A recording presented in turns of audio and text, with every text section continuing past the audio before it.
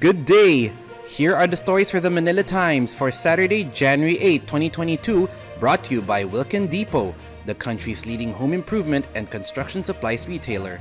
Shop conveniently 24/7 with the Wilkin online store. Just go to shop.wilkin.com.ph. The Department of Health and several health experts on Friday played down a claim by a microbiologist that the Omicron variant of COVID-19 may be the beginning of the end for the pandemic, and warned that the variant remains a serious threat. The debate over Omicron's potency developed as the DoH reported 21,819 new COVID-19 cases on Friday, the first time the figure breached 20,000 since September 13, 2021. The positivity rate also hit an all-time high of 40%. During a town hall meeting on Wednesday, microbiologist and Octa research fellow Father Nicanor Ostiaco said Omicron is the beginning of the end of the coronavirus and that it could eventually provide natural immunity against other variants. But Health Undersecretary Maria Rosario Vergere disagreed with Ostiaco, saying that viruses continually reproduce and could still develop a fatal mutation. During a briefing, Vergere said Ostiaco's claim could encourage complacency.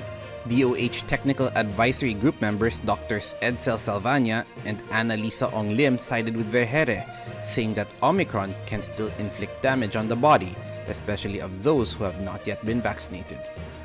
The declaration of Alert Level 3 in areas of the country experiencing a spike in COVID-19 could cost the economy 3 billion pesos every week, according to Philippine economic managers.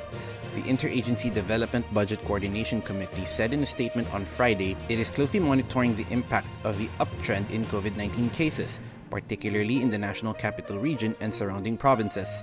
While the rise in infections may delay the move to Alert Level 1, economic managers feel it is a temporary setback and the necessary adjustment to the new COVID-19 variant Omicron, the DBCC continued. Partido Federal ng Pilipinas standard-bearer Ferdinand Bongbong Marcos Jr. is now the only presidential candidate surnamed Marcos, based on the Commission on Elections' final list of candidates for the May elections.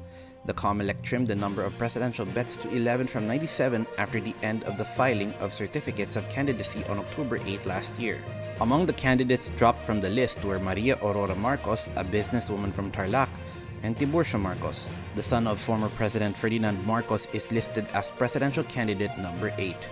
Filipino novelist Francisco Sionil Jose, whose widely translated works delved into the Philippines' painful colonial past and social injustices, died on Thursday, according to a literary guild he had founded.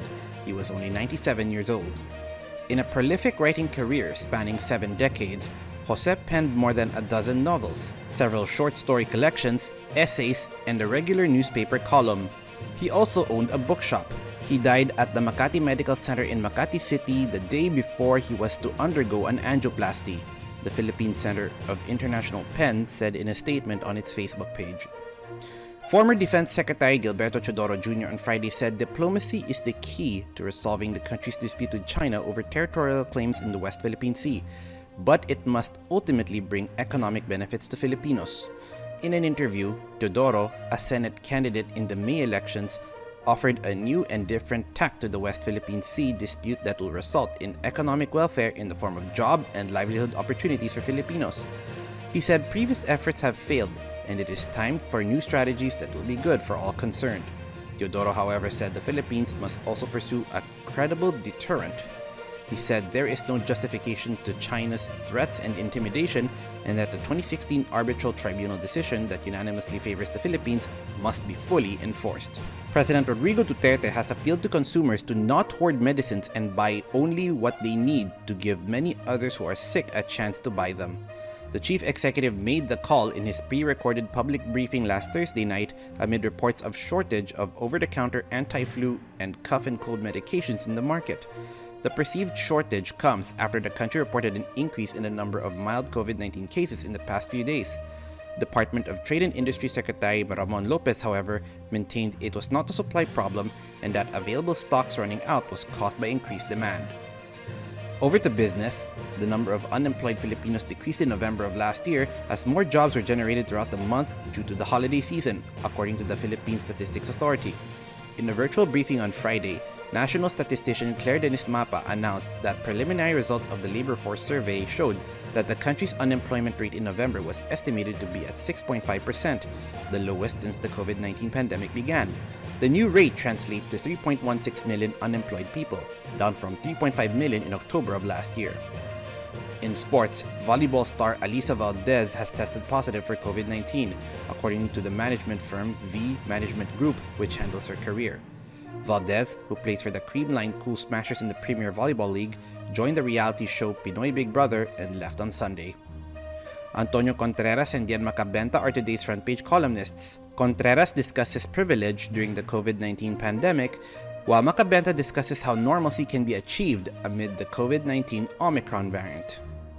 Today's editorial believes the lifting of the ban on mining activities is unlawful. Read the full version on the paper's opinion section or listen to the Voice of the Times. For more news and information, get a copy of the Manila Times on print, subscribe to its digital edition, or log on to www.manilatimes.net. Follow us on Twitter, Facebook, or Instagram, and keep up with the Times. On behalf of the Manila Times, this is Arik John Zico reporting. Have a safe weekend ahead.